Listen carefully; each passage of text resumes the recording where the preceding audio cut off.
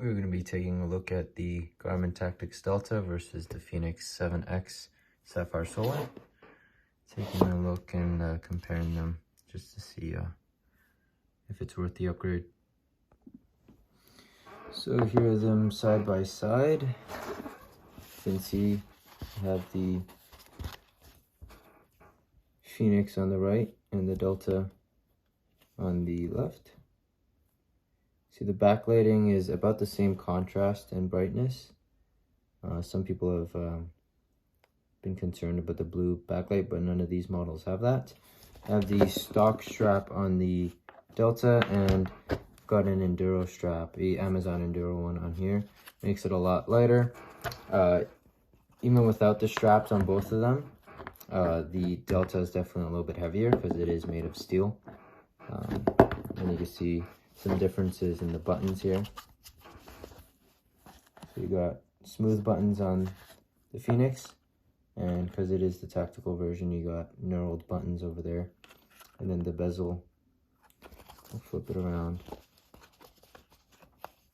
The bezel looks like that. You got the numbers on the bezel here, and then smooth on the Fenix.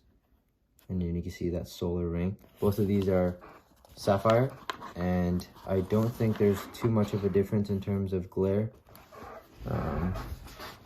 It's a little bit hard to see, but you can see they're pretty similar. Okay. In terms of user interface, you do have the new touchscreen on the Fenix, whereas this one is just buttons. And I do notice that actually the buttons on the Delta is actually a little bit more crisp, as if you could hear it, whereas this one is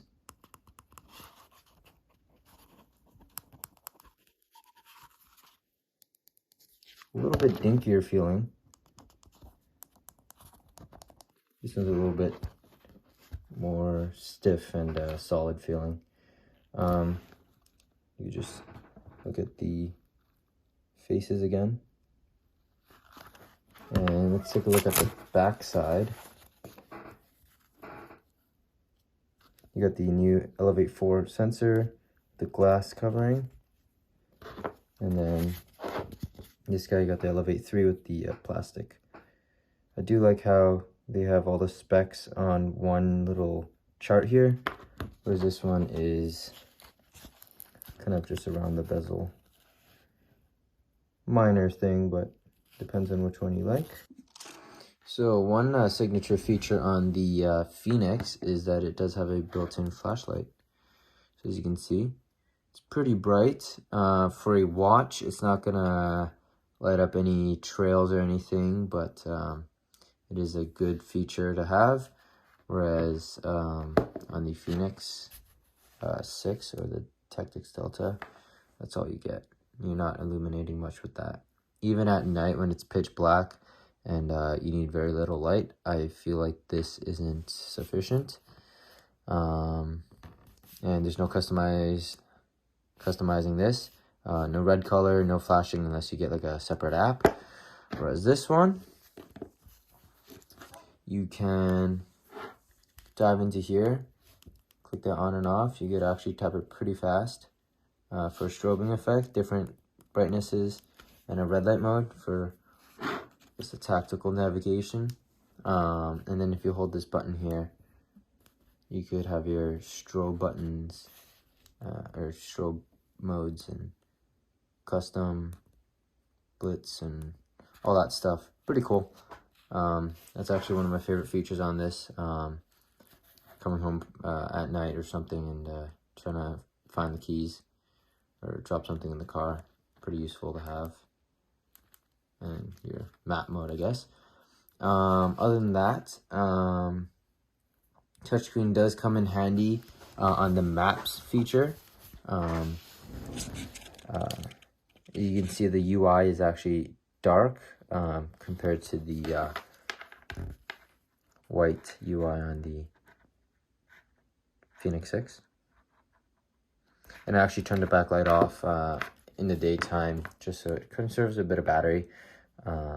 This one also has more battery. At 80%, there's 24 days of battery, whereas this one has 20 days at 93%, so quite a bit more. I think like around 30% more on the 7X. But we'll take a look at the maps here. So one upside about the Fenix 7 is that you do get a touchscreen, and it is more responsive than the 6, but it's still not going to be like Google Maps on your phone. As you can see, it still takes a bit to load. You're not going to be comfortably navigating with this thing, but it is going to be good for some trails that's not available on Google Maps, or if you just want something on your watch, emergency device, this would be good for that, but definitely not your main navigation device. And it does, one thing to note is that anything more than 20 kilometers of navigation, I don't think it has enough memory for it to have all the routes and directions, so you have to keep that in mind. But it is definitely an improvement having to scroll with your fingers. So aside from those differences, they are pretty similar. I think this one's a little bit thinner, like just a little bit, and quite a bit lighter actually. And yet you actually, this one looks thinner because it does have the bezel is like on an angle, whereas this one's squared off, so it's a little bit, this one looks a little thicker, and the lugs are on the strap part instead of on the actual bezel. Is it worth the upgrade if you have the old one? No, unless you really value the touchscreen and the flashlight, which are great features, but you're paying $1,000 for this guy. That's a minor upgrade, if I'm going to be honest, from the Tactix Delta, or even just the Fenix 6 series. It's a better look. The knurled buttons are really nice. The smooth ones aren't as tactile. But here are those. I'm excited to see the solar feature and how good that is. Where I live, there's not much sun right now, so I can't really test it. You can see the solar intensity I've barely got. I think you need 50 luxes, 50,000 luxes for 3 hours. And I've only got 0.5, so there's that. Looks wise, kind of prefer the Delta, but it's the 7X is growing on me, and I'm excited to see the next generation of the Tactix, the Echo maybe, and seeing how that stacks up in the looks department compared to the Fenix or the Delta. So I just found this feature out while using the watch. If you have backlight on, I guess I'll turn the backlight on full so you guys can see it better.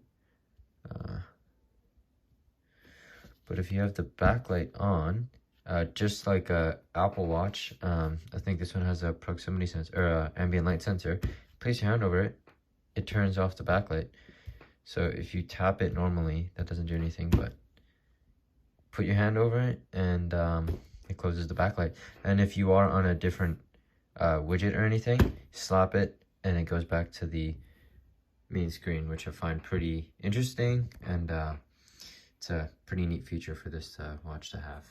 And an additional feature that I find really useful is actually the new keyboard. So you do have this more traditional style rotary keyboard, but as you can see here, there's a new flip phone kind of keyboard, and I find that you could type much faster than before. You got your numbers there and the symbols. It's pretty intuitive. If you used a flip phone before, you already know what you're in for. And I find the touchscreen to be very useful entering locations, Wi-Fi passwords, or just naming stuff like that. So that's pretty cool. So another thing I noticed is in the notifications on the Tactix Delta and the Fenix 6 series, you actually don't get to see as much writing and text on the notifications.